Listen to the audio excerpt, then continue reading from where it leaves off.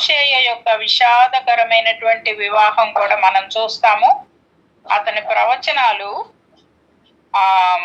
ఈ వివాహం చేసుకున్న తర్వాత అతను అనుభవించిన వేదన, అతని ప్రవచనాలు, ఇదే హోషేయ గ్రంథం మనకి దేవుడు అనుగ్రహించాడు, దేవుడిచ్చిన సందేశం. ఆయన వివాహం చేసుకున్న స్త్రీ పేరు గోమెర్. గోమెర్ అంటే కంప్లీట్, సంపూర్ణంగా, అంటే పూర్తి చేయటం, కంప్లీట్ చేయటం, పూర్తి చేయటం అంటే బ్రింగ్ టు ఎన్ ఎండ్, అంటే ఆమె జీవితాన్ని తిరిగి మరి అంతానికి సరైపోద్ది అనమాట, కంప్లీట్ అయిపోద్ది అనే విషయాలు మనం చూస్తాం. సో హోషేయకు దేవుడు ఏం ఆజ్ఞాపిస్తాడంటే వేశ్యావృత్తికి చెందిన ఒక స్త్రీని భార్యగా చేసుకోమని చెప్తాడు. ఎందుకు అలా చెప్పాడు అంటే ఇశ్రాయేలీయుల యొక్క ఆధ్యాత్మిక పరిస్థితిని చూపించడానికి, వాళ్ళ నమ్మక ద్రోహానికి చూపించడానికి.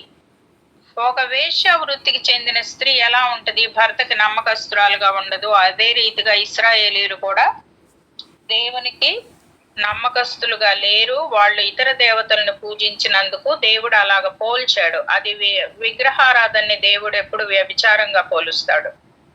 అది చూపించటానికే ఒక వేశ్యను పెళ్లి చేసుకోమని చెప్పాడు. ఇదంతా ఎప్పుడు జరిగిందంటే 2వ యెరోబాము పాలనలోనే యూదా రాజులు ఎవరంటే ఉజ్జియా, యోతాము, ఆహాజు, హిజ్కియా వాళ్ళ పాలనలో జరిగింది ఇది.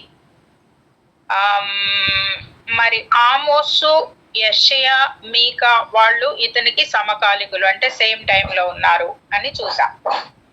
ఈ గ్రంథం యొక్క ఉద్దేశం ఏంటంటే ఇశ్రాయేలీయులకి పూర్తిగా శిక్ష రాబోతుంది. దానికి ముందుగా దేవుని హెచ్చరిక, మీరు ఇలా ఉంటున్నారు, ఇలా ఉంటున్నారు, ఇలా ఉంటున్నారు, మారు మనసు పొందండి అని దేవుడు హెచ్చరిస్తాడు. అది ఈ గ్రంథం యొక్క ఉద్దేశం. వాళ్ళు ఎడతెగని విగ్రహారాధన చేస్తున్నారు, దుష్టత్వంలో ఉన్నారు. దాని నుండి మళ్ళుకోమని దేవుడు హెచ్చరిస్తా ఉన్నాడు ఈ గ్రంథంలో.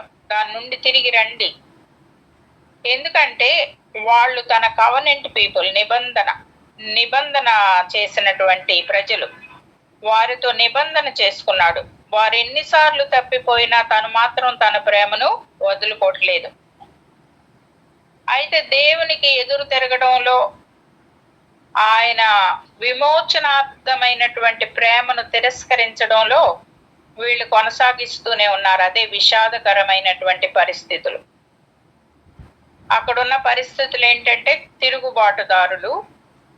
ఆయన విమోచించిన ఆ ప్రేమను, అక్కడ విమోచించింది ఎక్కడి నుంచి అంటే ఐగుప్తులో బానిసత్వం నుండి విమోచించాడు. ఇక్కడ మనకి యేసు ప్రభువు పాపాల నుండి విమోచించుట కొరకు ఆయనే రక్తం కార్చాడు.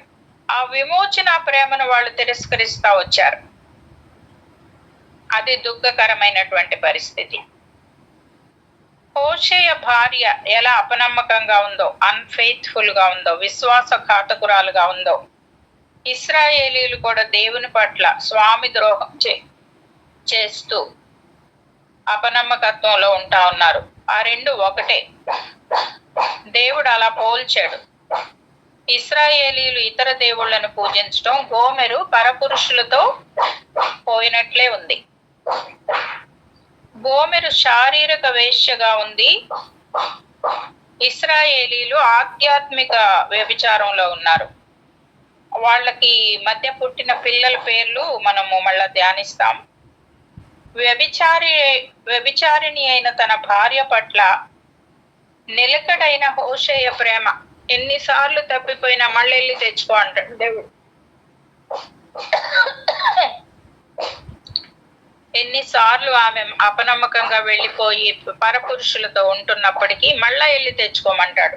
ఎందుకంటే ఇశ్రాయేలీయుల పట్ల తనకున్న అచంచలమైన ప్రేమను చూపించడానికి అది ఉదాహరణగా తీసుకున్నాడు దేవుడు. మరి ఫస్ట్ వర్స్ లో చూస్తే హోషేయ బేయరి కుమారుడని చూసాం. ఉజ్జియా, యోతాము, ఆహాజు, హిజ్కియా అనే యూదా రాజులు, వీళ్ళు మంచి వాళ్ళు. వీళ్ళ దినాల్లో యెహోయాషు కుమారుడైన యెరోబాము అను ఇశ్రాయేలు రాజు దినాల్లో ప్రవచించాడు.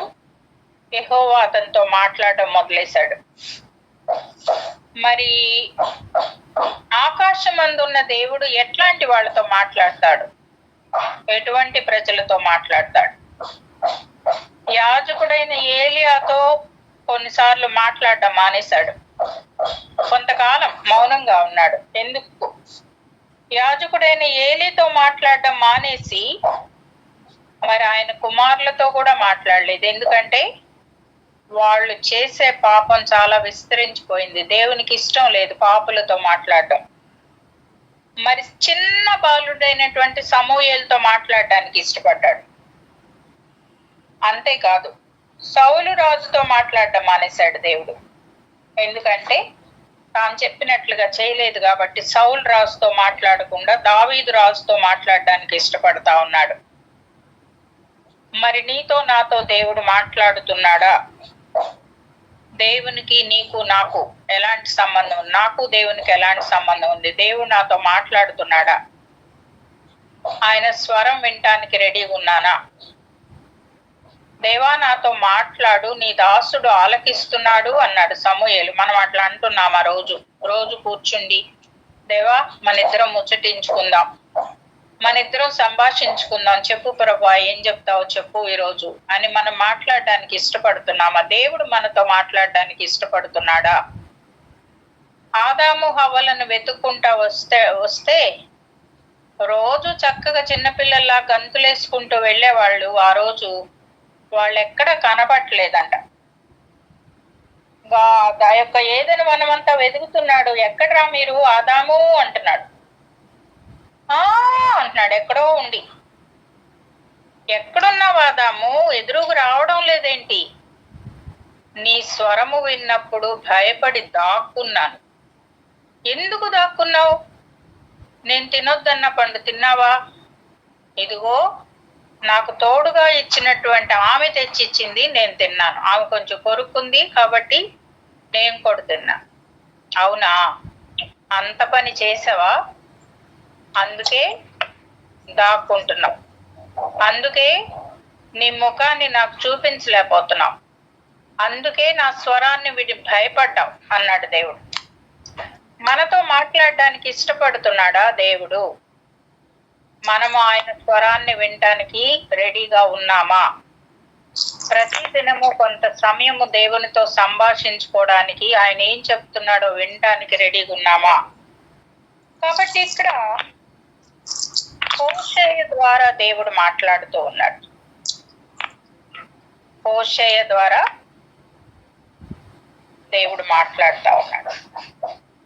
2వ వచనం చూసినట్లయితే, నీవు పోయి వ్యభిచారం చేయు స్త్రీని పెండ్లాడి ఇశ్రాయేలుతో దేవునికున్న సంబంధాన్ని తరచుగా వైవాహిక ఒప్పందంతో పోల్చడం జరిగింది అని చూస్తున్నాం. వైవాహిక సంబంధాన్ని దేవుడు ఇశ్రాయేలీలతో సంబంధానితో పోల్చాడు అని చూస్తున్నాం. నువ్వు పోయి వ్యభిచారంలో ఉన్న స్త్రీని పెండ్లాడు. ఎందుకు అలా చెప్పాడు? ఎందుకు ప్రభా నాకు ఇలాంటి వాళ్ళని కడుతున్నావు? నాకు ఇష్టం లేదు వాళ్ళతో చేసుకోవటం అనలేదు. ఏ మాట ఎదిరించలేదు, వెళ్ళిపోయాడు. యెషయా గ్రంథం 54:5లో చూసినట్లు, నిన్ను సృష్టించిన వాడు నీకు భర్త అయి ఉన్నాడు, సైన్యములకు అధిపతి యెహోవా అని ఆయనకు పేరు. కాబట్టి దేవుడు తనని సృష్టించిన వారికి భర్త అయి ఉన్నాడు. కాబట్టి ఆయన సంబంధం ఎలాగా మనకి ఆయనకి వివాహ సంబంధం. సంఘాన్ని ఎలా చూసుకుంటున్నాడు? కన్యగా చూసుకుంటున్నాడు. ఆయన పెండ్లి కుమారుడుగా వచ్చి సంఘాన్ని తీసుకెళ్ళిపోతా ఉన్నాడు. మనం ఎఫెసీలో బాగా చదువుకున్నాం మొన్న. ఒక భార్యని భర్త ఏ రీతిగా ప్రేమిస్తాడో ఆ రీతిగా దేవుడు మనల్ని ప్రేమించాడు. అంతకంటే ఎక్కువగా ప్రేమించాడు. భర్తలు ఇంకా మన కొరకు ప్రాణం పెట్టలేదు కానీ దేవుడు తన సంఘము కొరకు ప్రాణాన్ని ధారపోసాడు. అంతగా ప్రేమించమన్నాడు. అంతేకాదు భర్తని శిరస్సుగా ఎంచి భార్య లోబడి ఉండాలి అని కూడా చెప్పాడు. మనం ఎఫెసీ గ్రంథంలో 22 నుండి 32 వరకు పోయినసారి స్పష్టంగా చదువుకున్నాం.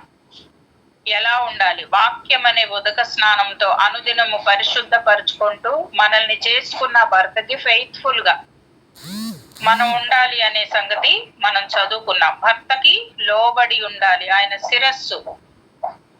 ఆయన చెప్పిన మాట వినాలి అనే సంగతి మనం నేర్చుకున్నాం కదా.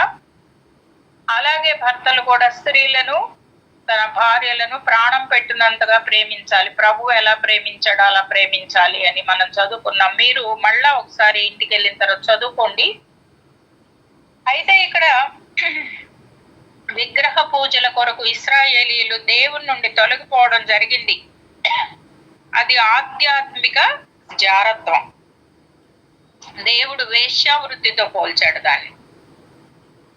ఈ గోమెరు ఒకవేళ వేశ్య కాకపోవచ్చు. నేను ఇంకొక బుక్ లో చదివాను, ఆమెని దాసుల మార్కెట్ లో నుండి కొనుక్కొచ్చుకున్నాడంట హోషే. ఆ రోజుల్లో మార్కెట్ లో అమ్మేవాళ్ళు దాసుల్ని. దాసులు అంటే ఇంట్లో పనిచేసే, ఇంట్లో వాళ్ళకి సమస్తం చేసి పెట్టడానికి మార్కెట్కి వెళ్ళి కోళ్ళని కొనుక్కొచ్చేవాళ్ళు. డబ్బులు పెట్టి ఆ దాసుల్ని కొనుక్కున్న తర్వాత నువ్వేమైనా చేయొచ్చు, ఎవరు అడగడానికి వీల్లేదు. నీవు కొయ్యాలన్నా కొయ్యొచ్చు, ఉంచుకోవాలంటే ఉంచుకోవచ్చు, ఏమి ఎవరేమంటానికి వీల్లేదు. అలాంటప్పుడు ఒక దాస గృహంలో నుండి ఆమెను కొనుక్కొచ్చుకున్నాడు అని కూడా నేను చూశాను. సో ఈమెను తెచ్చుకొని ఈమెను వివాహం చేసుకున్నాక ఆమె పడుపు వృత్తికి వెళ్ళిపోయింది, అపనమ్మకస్తురాలైపోయింది అని బైబిల్ పండితులు వ్యాఖ్యానిస్తున్నారు.